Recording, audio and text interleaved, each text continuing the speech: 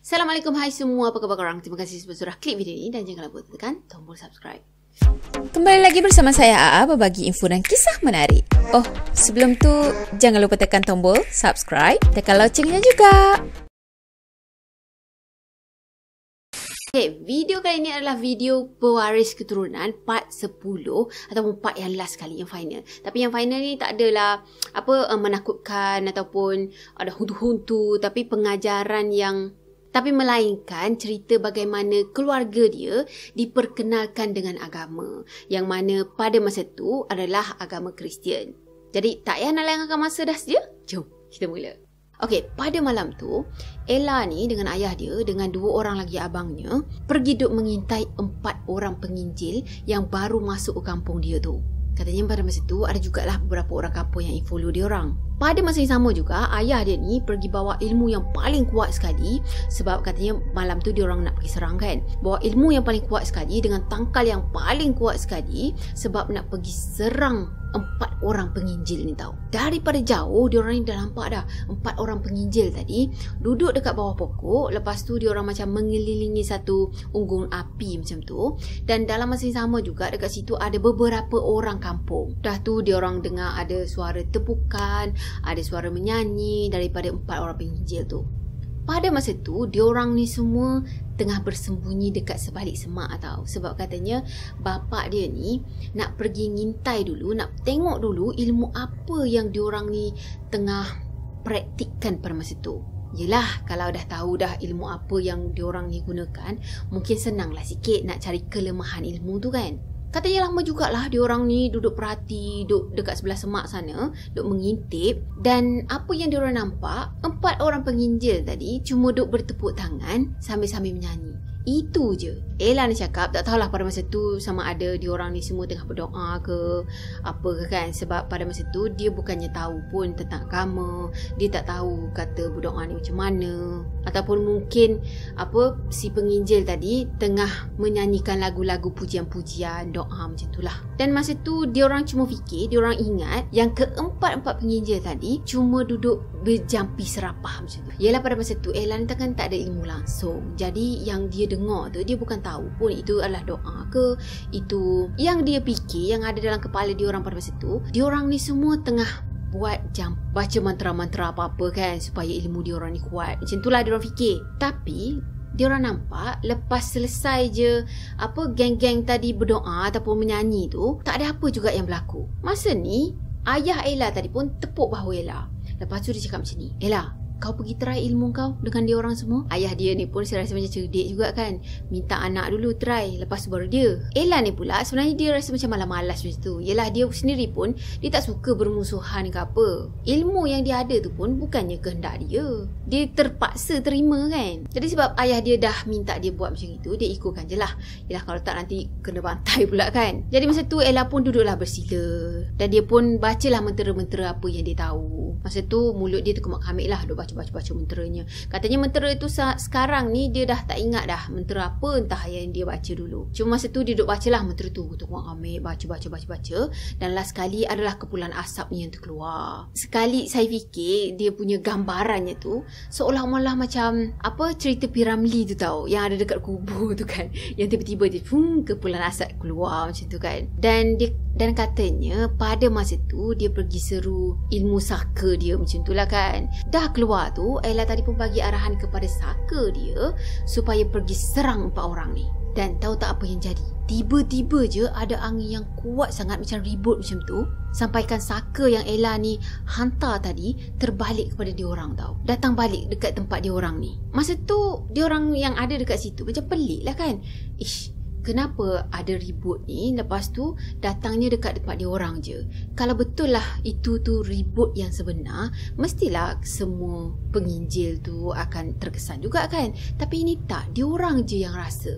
Geng-geng penginjil tu semua macam tak ada apa pun. Relax je buat hal masing-masing. Katanya ribut tu kuat sangat sampaikan si Ella ni berpusing 2 kali tau. Dah lepas tu ayah dia pun marah tau. Ayah dia cakap apa? Berani diorang ni pasang pendinding ni. Sebab itulah ilmu si Ella ni tak sampai. Masa tu abang dia pun mencelah lah kan. Abang dia cakap kuat juga pagar diorang ni. Ayah dia pun cakap tunggu, Sekarang ni biar ayah pula yang buat diorang. Kasih pengajaran sikit. Diorang ingat ilmu diorang hebat sangat ke? Dah tu ayah dia tadi pun terus bersilat-silat. Lepas tu main-main dengan bujak dia tu kan. Mulutnya pun terkumak kamik, macam baca mentera, macam sesuatu macam tu. Dah tu ayah dia tadi tunjukkan bujak dia ke arah langit.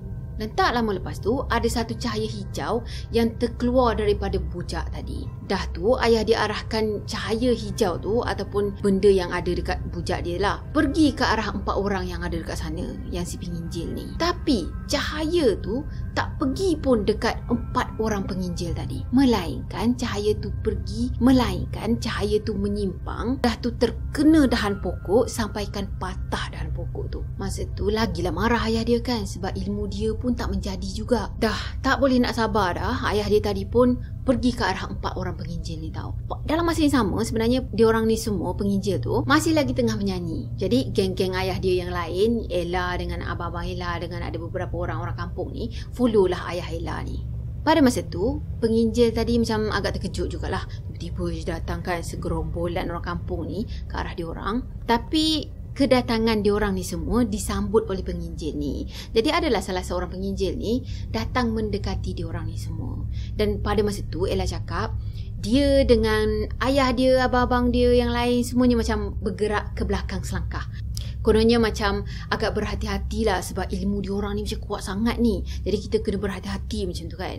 So pada masa tu si penginjil tadi tegur, "Selamat datang, nak berbakti sama-sama ke?" Dah ayah dia yang daripada tadi lagi macam tak puas hati kan.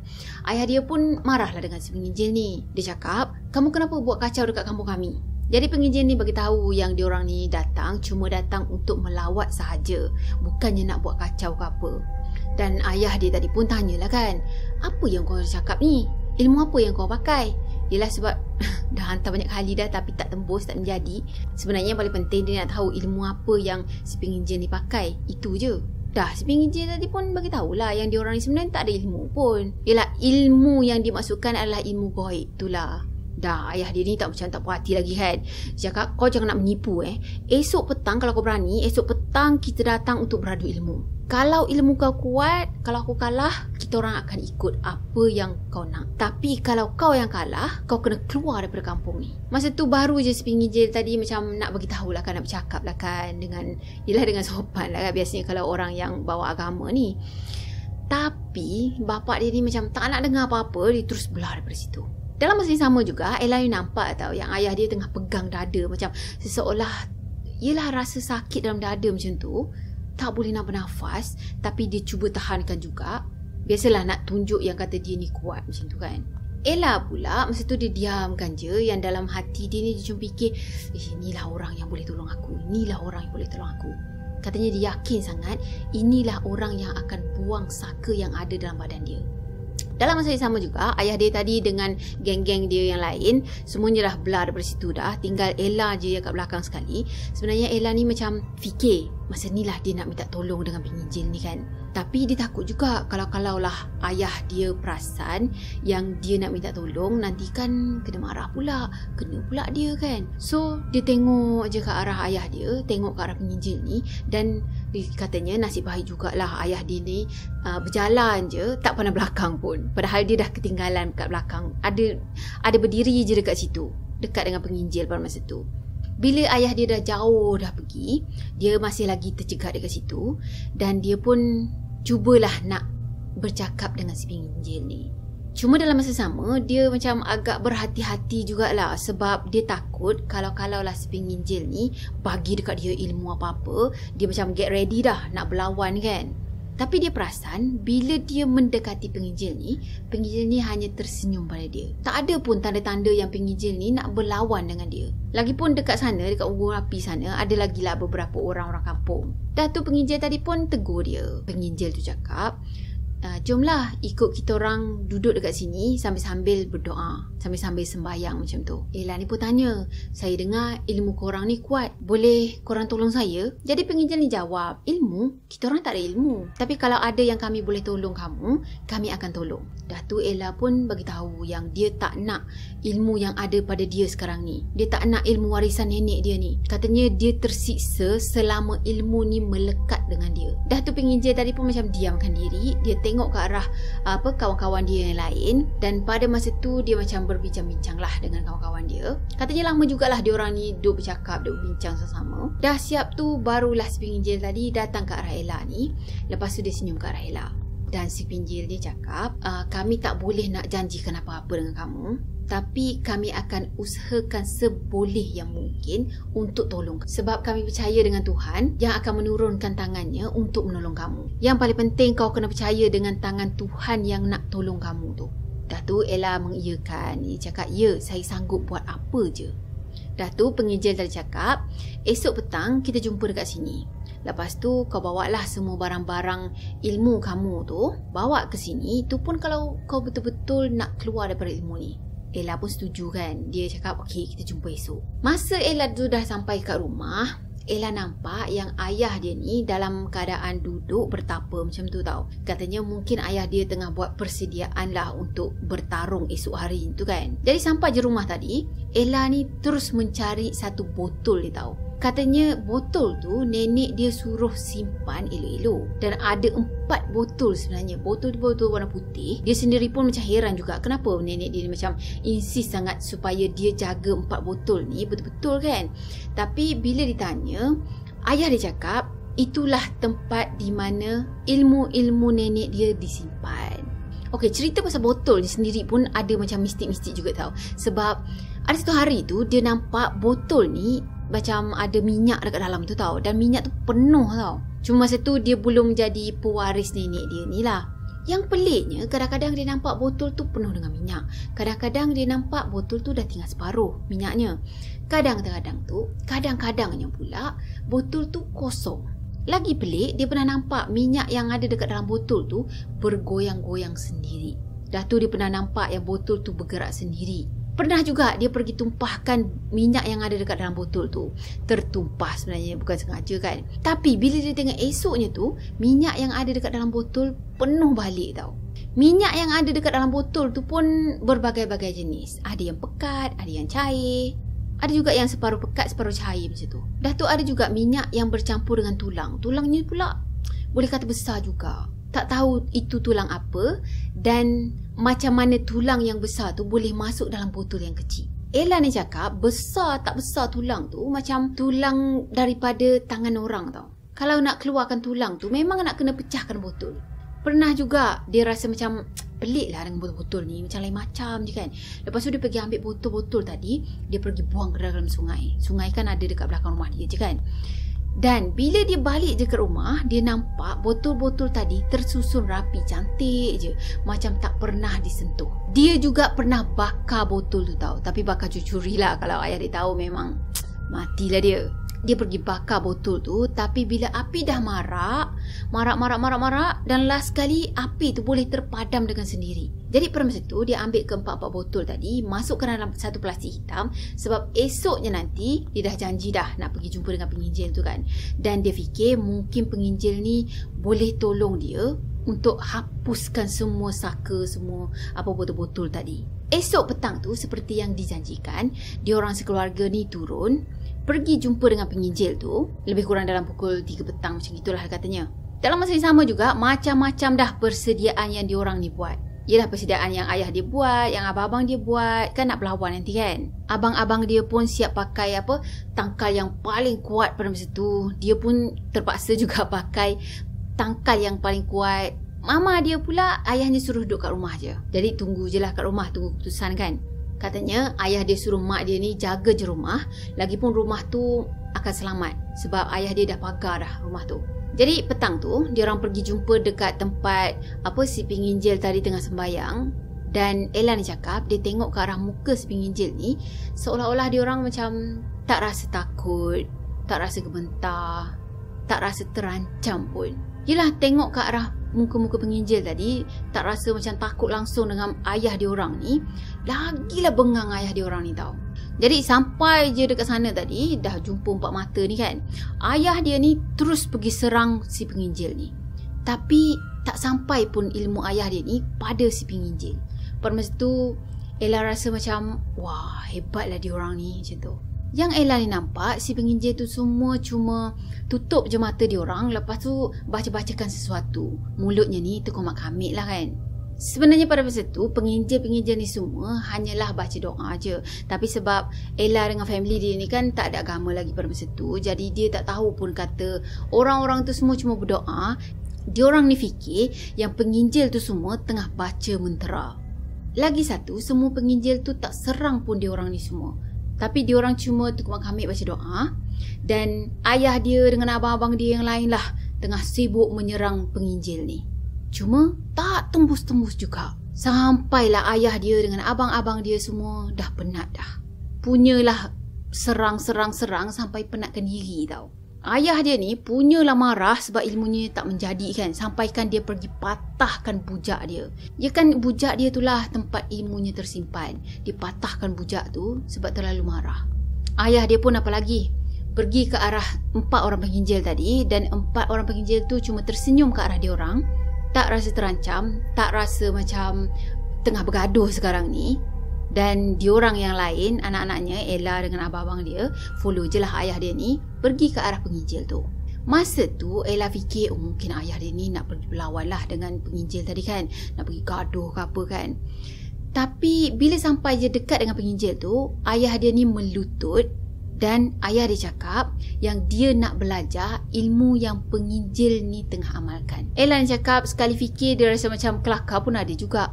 Yelah daripada awal tadi duduk berlawan, terus serang-serang kan. Lepas tu last sekali pergi-pergi je dekat dengan penginjil tu, seolah-olah macam pergi merayu pula. Nak belajar juga ilmu apa yang penginjil ni amalkan. Pada masa tu penginjil ni pegang je bahu ayah dia dan baca-bacakan sesuatu. Doa lah kan. Dah tu diorang ni semua dibawa bergabung sekali dengan kelompok yang lain tu. Dan masa tu lah baru diorang tahu yang kata penginjil ni sebenarnya datang dekat kampung diorang ni untuk ajak penduduk kampung diorang menyembah Tuhan diorang. Jadi bila keluarga diorang ni dah terima dah ilmu tadi, agama Kristian, dalam masa seminggu tu diorang semua dah bebas dah daripada segala saka-saka tu semua. Katanya masa tu diorang kena baptis. Lepas tu kebanyakan orang kampung diorang sendiri pun dah terima agama tu. Yelah mula-mula tu adalah yang berkeras, yang tak nak kan. Nak juga pegang dengan ilmu warisan ni. Tapi lama kelamaannya tu diorang makin menerima. Makin kesini makin menerima. Katanya pada masa tu ilmu warisan dia, ilmu warisan abang-abang dia, ayah dia dan beberapa orang kampung yang lain, semuanya dah kena bakar dah. Masa kena bakar tu, bayangkan api tu bertukar-tukar warna tau. Lepas tu macam-macam bau yang terkeluar. Ada yang dengar bunyi menjerit, ada yang dengar bunyi menangis. Macam-macam lah yang jadi pada masa tu. Tak lama lepas tu ayah dia pun giat juga ajak orang-orang kampung yang lain ni untuk masuk ke agama tu. Yelah dekat kampung tu sendiri pun sebenarnya pengaruh ayah dia ni kan kuat kan. Ilmu yang paling kuat yang ada dekat kampung tu adalah ilmu nenek dia. Jadi semua orang akan kenal dengan nenek dengan ayah dia ni. Lagipun kampung dia orang ni tak adalah macam besar sangat kan. So pengaruh ayah dia ni boleh kata kuat. Sebab itulah kalau ayah dia pergi ajak diorang ni, orang kampung untuk masuk ke agama ni, lagi senang lah sikit. Katanya lepas diorang dah bebas dah daripada segala ilmu-ilmu tu semua, ilmu warisan tu, barulah diorang rasa yang diorang dapat bergaul dengan mesra dengan orang kampung yang lain. Kalau tak sebelum-sebelum ni, nak bergaul, nak berinteraksi pun mesti akan fikir, nanti diserang aku kan. Macam ada batas lah, ada orang kata berjaga-jaga tu.